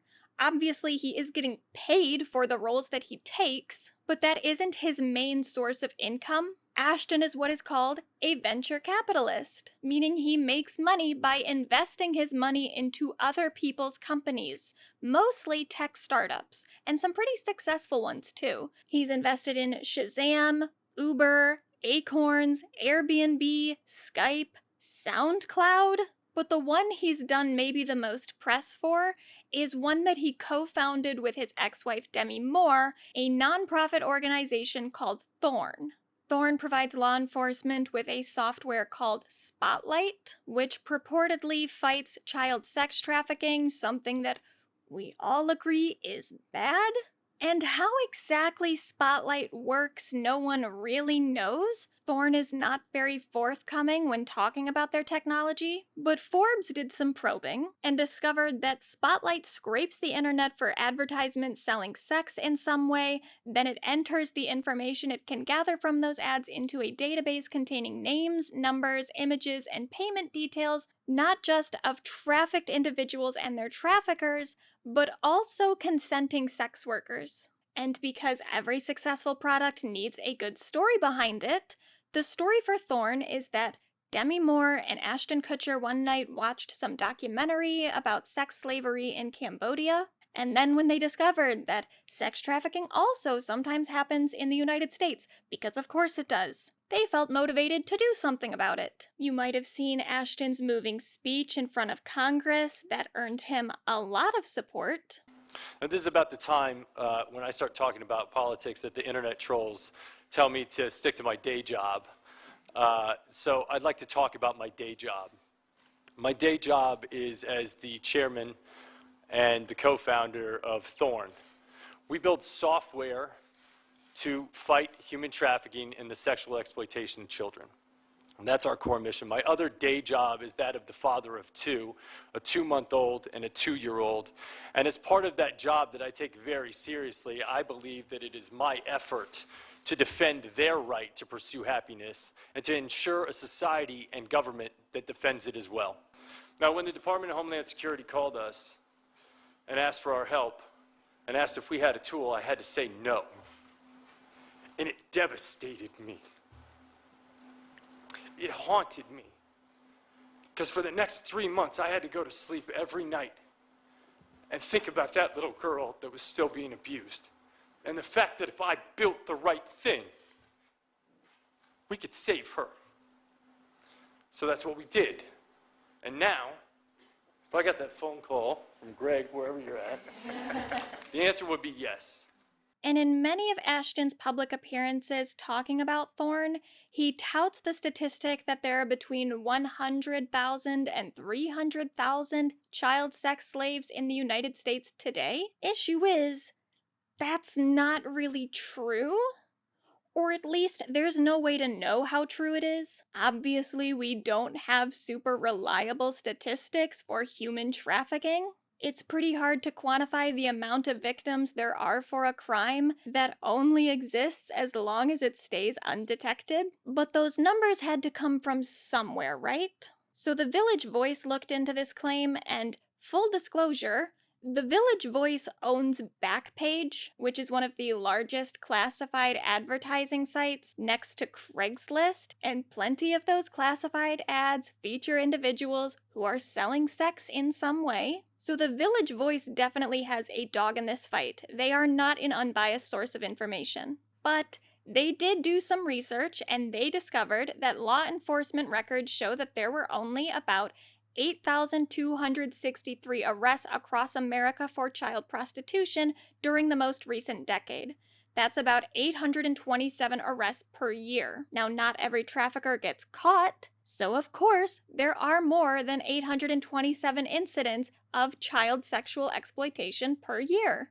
But the study that Ashton and a whole bunch of outlets are quoting was never actually meant to calculate the amount of current child sex slaves in America. All that study calculated was the amount of children who were seen to be at risk of sexual exploitation. And how did they do that? By just adding up the numbers of a bunch of different vulnerable populations of children. That includes children who ran away from home, even though 77% of child runaways will return within 1 week, which isn't a whole lot of time to start a new life in prostitution. They also added up the number of trans kids in America, or female gang members. My personal favorite of the inclusions is kids who live near the Mexican or Canadian borders and have their own transportation. Now, this is not to undermine the issue of sex trafficking in America. Obviously, it is something that exists. And it's something that all normal people agree is horrifying. Of course, vulnerable populations are at a greater risk of becoming victims to crimes like this. But if you care about the hundreds of thousands of children you've deemed to be at risk of this kind of exploitation, perhaps put the millions of dollars that are going into Thorn and Spotlight into programs and resources that improve those vulnerable populations' conditions. Thorn, fundamentally, by its own business model, does not reduce the amount of children at risk of sexual exploitation. That's not what Spotlight is designed to do. All it does is put increased surveillance on the sex trade that already exists. And again, it is not only targeting genuine victims of child sex trafficking, it is surveilling and harming consenting adult sex workers without much distinction between those two groups. Police monitoring consenting sex work has pretty much always made it more dangerous, not less. And if you want more information on that, I do recommend Forbes' piece on the matter, Amazon, Ashton Kutcher, and America's Surveillance on the Sex Trade, or in Gadgets, Sex, Lies, and Surveillance, Something's Wrong with the War on Sex Trafficking. But in 2017, in front of Congress, Ashton claimed that Thorn helped more than 6,000 sex trafficking victims, including 2,000 minors within the last year. That year being 2016. However, the FBI and its human trafficking task force partners among state and local law enforcement only opened around 1,800 investigations into sex or labor trafficking in 2016. So somehow, Thorn managed to rescue more victims of sex trafficking than the amount of trafficking investigations that existed. The next year, Ashton and Thorn got some pretty great press when a whole bunch of outlets ran the claim that Ashton Kutcher helped save 6,000 kids from sex trafficking. That was based off a claim from Thorn's website, which said that their software identified 6,000 child victims of sex trafficking between September 2015 and September 2017, and they had saved 103. So Doesn't really seem like Ashton Kutcher helped save 6,000 kids from sex trafficking. He helped save, at most, 103, but identified even more. It's almost like Ashton Kutcher is full of shit.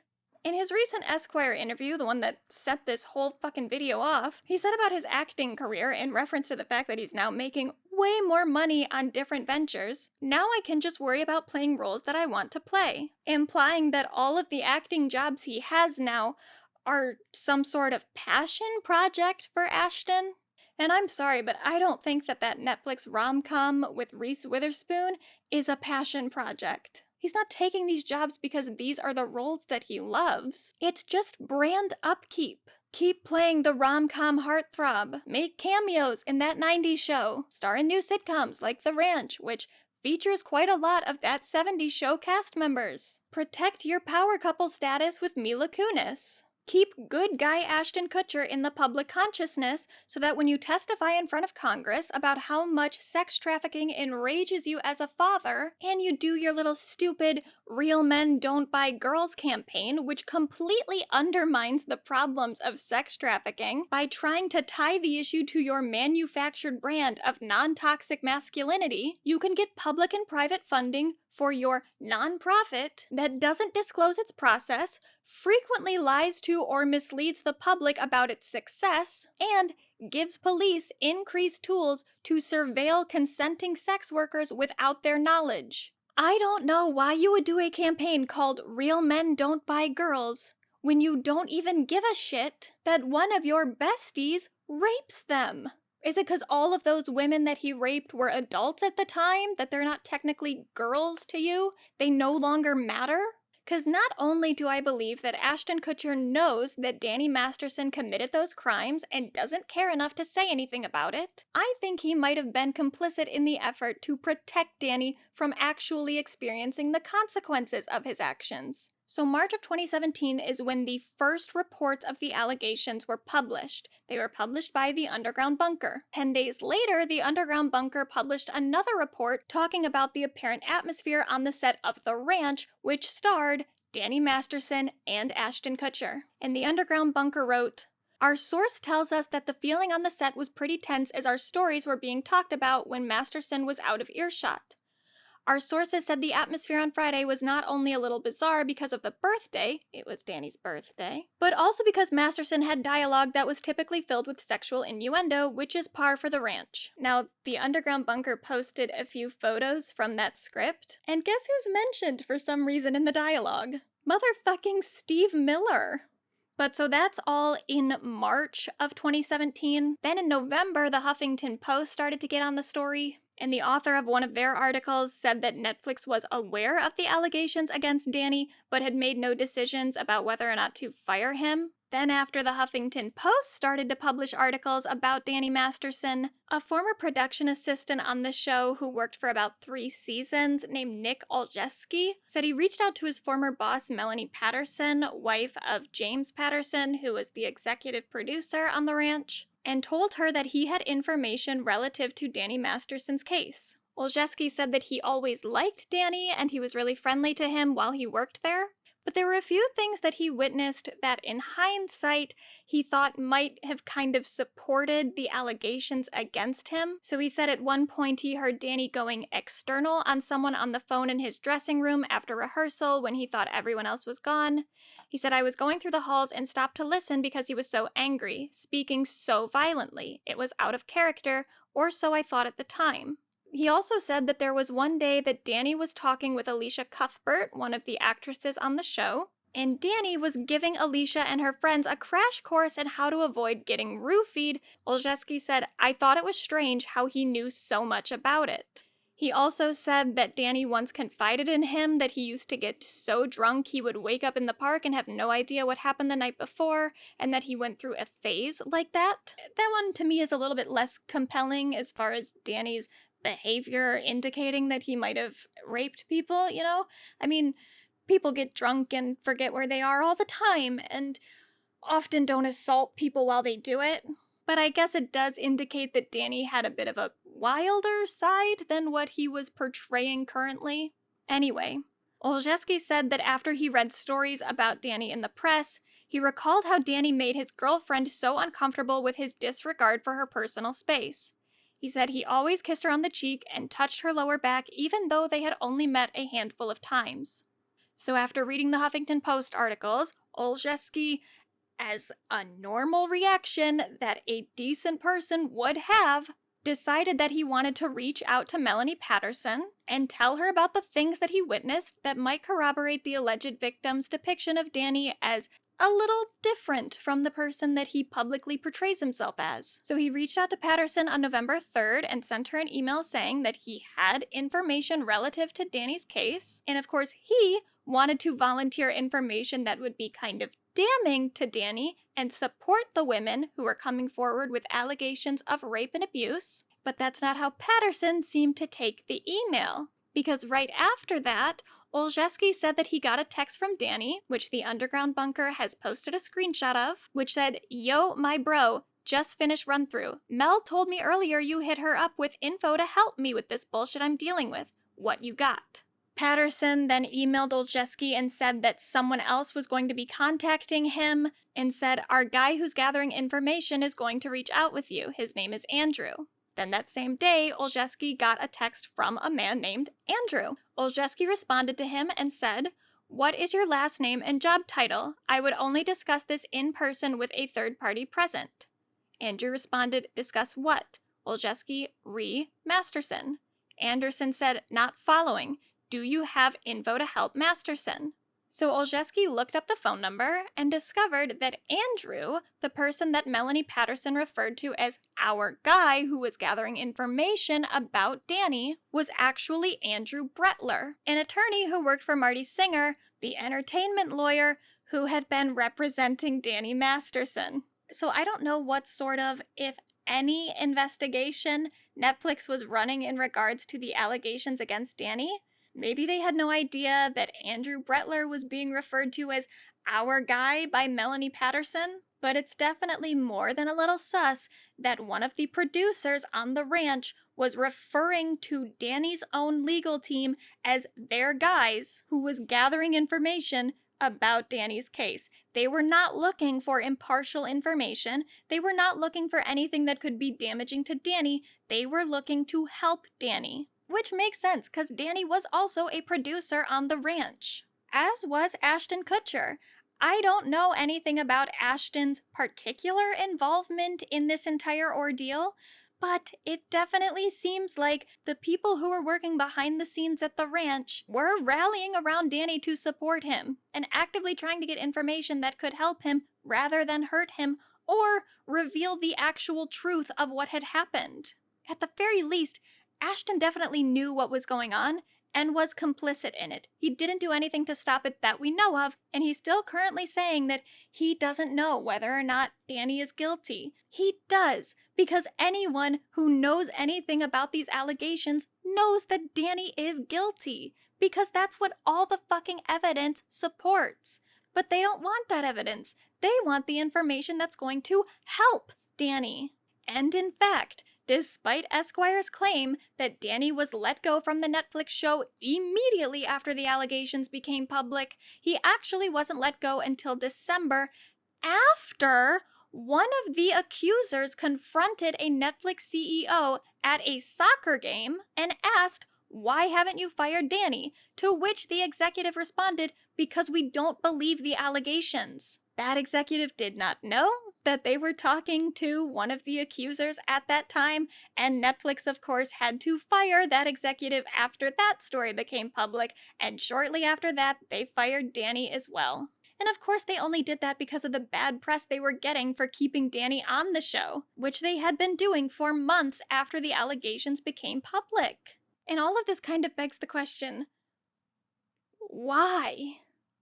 Why are so many people willing to go to bat for this B-list actor that people really only know from one memorable project? A sitcom from the 2000s that has failed to make a viable franchise for itself on 3 separate occasions now. I mean, I know season 2 for that 90s show has been greenlit, but no one really likes the series. And Danny still doesn't even get to be a part of that legacy. This is a lot of trouble to go to for the guy who played the secondary friend in one of the worst Jim Carrey movies. So I'm gonna conclude this video with a point that I hope can bring the rest of us at least a little bit of solace. Because I don't know what's gonna happen with the court trials. It's terrifying that so much of the jury wanted to find Danny not guilty months ago, and who knows what's gonna happen with the retrial.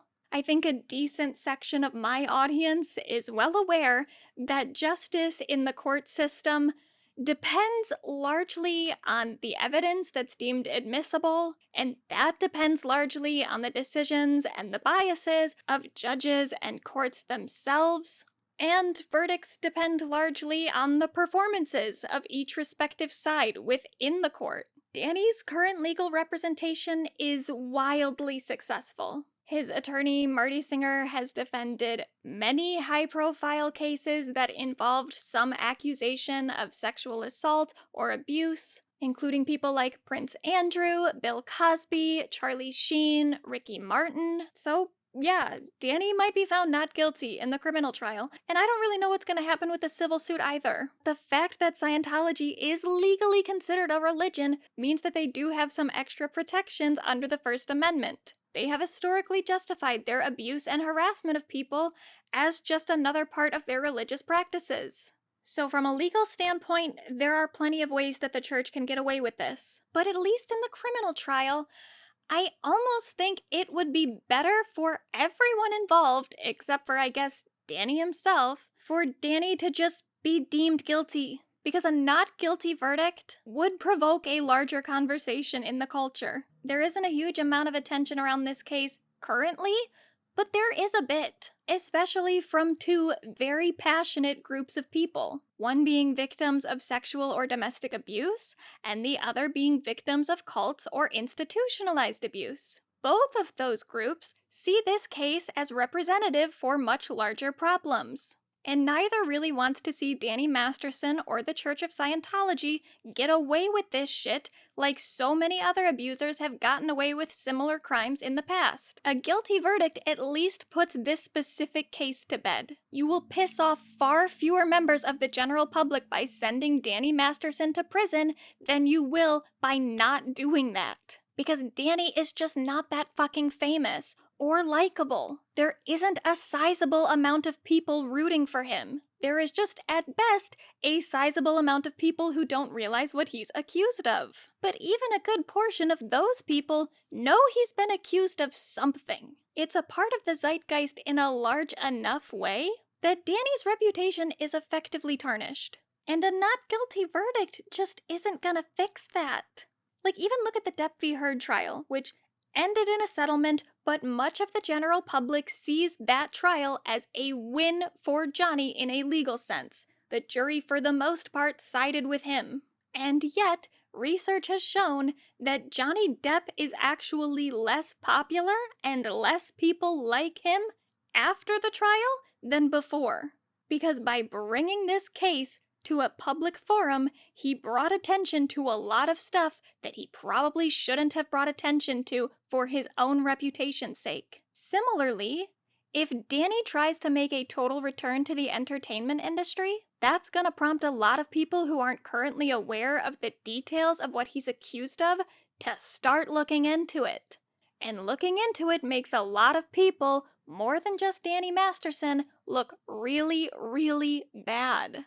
Including Ashton Kutcher, who's actually being kind of dumb if he thinks that he can totally just resume his public friendship with Danny just because he gets a not guilty verdict. The best thing for everybody else to do is to just let Danny take the fall for this and get the fuck away from his sinking ship, which a whole lot of people seem to not be willing to do. And in a way, that's kind of awesome, because it's such a bad idea for so many of these people from a long-term standpoint. Danny is at a point where any publicity is bad publicity. The only reason that people like Ashton Kutcher are getting away with not condemning Danny is because so much of the public isn't aware of what he did. But should Danny try to return to people's TV screens, way more people are gonna suddenly be interested in figuring out what it is Danny's been accused of. And this is all just kind of part of the dumb moves that the Church of Scientology has been making for years.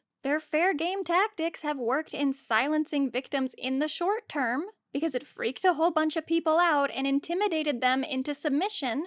But now, a whole bunch of the victims of these fair game tactics are aware of one another. And they're willing to stand together to fight Scientology on a public platform because the church has given them nothing else to lose.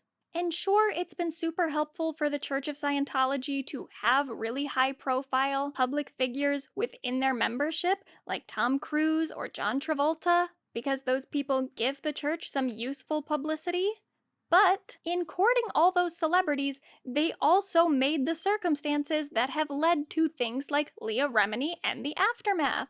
And there are now a whole bunch of former Scientologists like Leah Remini and Aaron Smith-Levin and Mike Rinder, and to a lesser extent Leah Marie Presley, who have been willing to speak out against the church's control. And there's always the possibility, even if I don't know that it's all that likely, that people like Laura Prepon and Jason Lee will join people like Leah Remini.